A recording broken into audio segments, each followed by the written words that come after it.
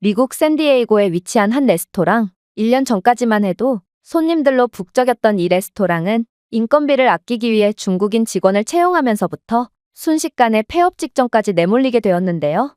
그런데 안 그래도 망해가는 이 레스토랑에 어떤 한국인이 $100를 요구했고, 그 결과 충격적인 일이 벌어지기 시작하는데요. 그렇다면 이 한국인은 대체 왜 $100를 요구한 것이고, 레스토랑에는 무슨 일이 벌어진 것인지 자세한 내용 살펴보도록 하겠습니다. 미국인의 사연입니다. 안녕하세요. 저는 미국 샌디에이고에서 레스토랑을 운영하고 있는 데클런이라고 합니다. 저는 젊은 나이부터 인생의 최고점과 최저점을 모두 경험했는데, 한국인이 아니었다면 이 지옥 같은 골짜기에서 빠져나오지 못했을 거라는 것을 잘 알기에 이렇게 글을 작성하며 한국인들에게 감사를 표하려고 합니다. 일단 저는 몇 년 전까지만 해도 아버지 레스토랑에서 일을 배우던 견습생이었습니다. 아버지는 샌디에이고 같은 휴양지에서는 음식의 맛보다 친절한 서비스와 새로운 유행을 빨리빨리 받아들이는 융통성이 가장 중요하다고 강조하셨는데요. 그래서인지 아버지는 미국인 직원을 쓰는 법이 없었습니다. 아버지는 늘 한국인들만을 고용하셨고, 그들은 늘 친절한 서비스를 제공했죠. 요즘 각종 미국 매체들에서 직원과 손님이 팀 문제로 주먹다짐을 벌였다는 소식이 심심치 않게 들려오는데, 제가 한국인들과 일할 동안 주먹다짐은커녕 사소한 말싸움조차 보지 못했거든요. 오히려 모든 손님들은 한국인 직원들의 서비스에 몹시 만족하며 돌아가곤 했죠. 그리고 제가 아버지 밑에서 일하는 몇 년 동안 한국인 직원들은 하나같이 절대로 지각하는 법이 없었는데요. 그들은 늘 10분 일찍 도착해서 업무 준비를 마쳤죠. 어쨌든 이런 한국인들 덕분인지 모르겠지만 아버지가 운영하시는 레스토랑은 정말 인기가 많았습니다. 그러다 한 번은 정말 충격적인 일이 벌어지고 말았습니다. 평생 동안 일만 하셨던 아버지는 갑자기 혈액암으로 쓰러지셨기 때문인데요. 저는 슬퍼할 겨를도 없이 갑작스럽게 레스토랑을 맡게 되었고, 혼자 3인분 몫을 해내시던 아버지의 빈자리를 메꾸기 위해 새로운 직원을 모집하게 되었습니다. 그리고 직원 모집 공고를 올리자마자 수많은 중국인들이 지원하더라고요.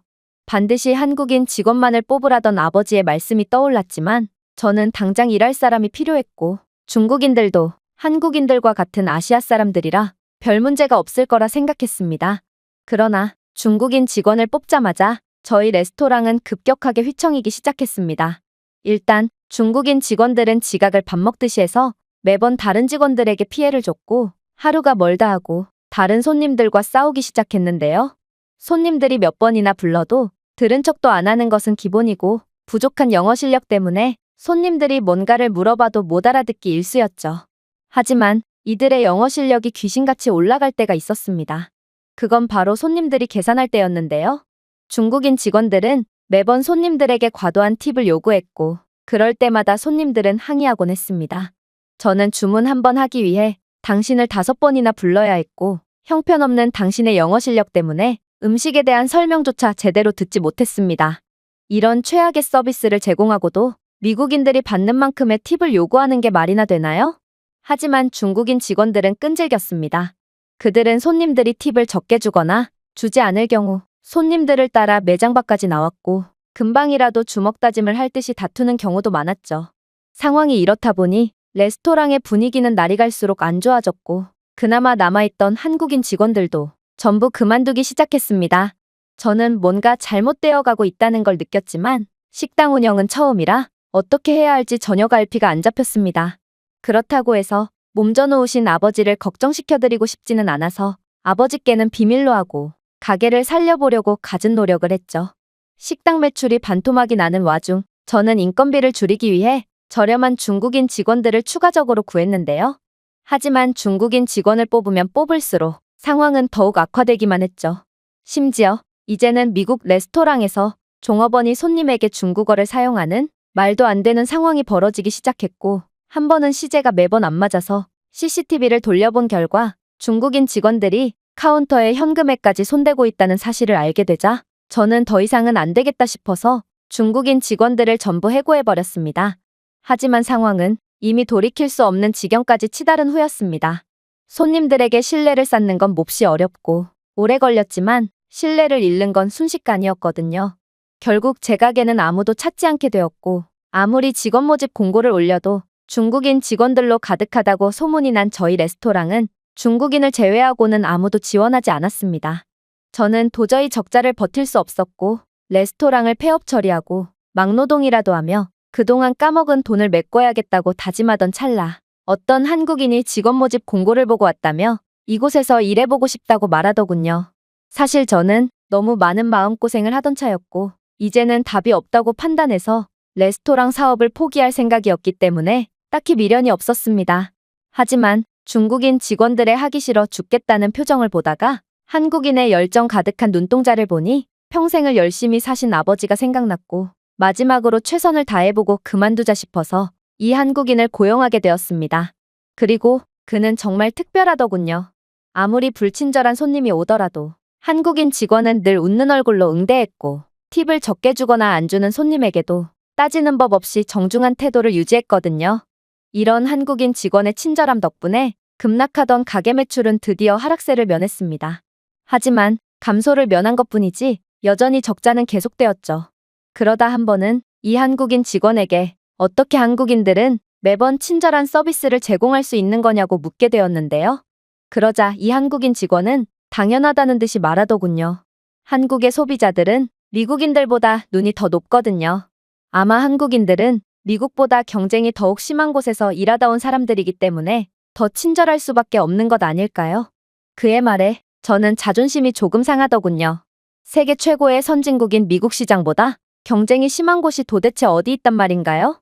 그래서 말했죠. 그럼 제 레스토랑의 문제가 뭐라고 생각하세요? 한국의 외식업 경쟁이 미국보다 치열하다면 그 정도는 알 것 아니에요? 그러자 한국인 직원은 잠시 고민하더니 이내 입을 열었습니다. 제 생각에 주변 레스토랑과의 차별점이 없는 것 같아요. 마카로니엔 치즈나 감자튀김, 햄버거는 전에는 잘 나갔겠지만 최근 이 상권에 똑같은 메뉴의 식당들이 너무도 많이 생겼어요. 그런데 이 레스토랑은 직원이 얼마 없어서 음식 나오는 속도가 느리니까 손님 입장에서 이곳을 찾을 이유가 없죠. 새로운 유행을 받아들이고 신메뉴를 개발해보세요. 저는 놀랐습니다. 이 한국인은 아버지와 똑같은 경영 철학을 가지고 있었기 때문인데요. 그러나 이 한국인의 말이 100번 옳았지만 제겐 신메뉴를 개발할 자금도 열정도 남아있지 않았습니다. 그래서 제가 머뭇대자 한국인 직원은 허를 찌르는 말을 하며 역으로 저를 당황스럽게 하더군요. 제가 신메뉴 개발하는 것을 도와드릴게요. 대신 100불만 줘보세요. 저는 그가 제정신이 아닌 줄 알았습니다.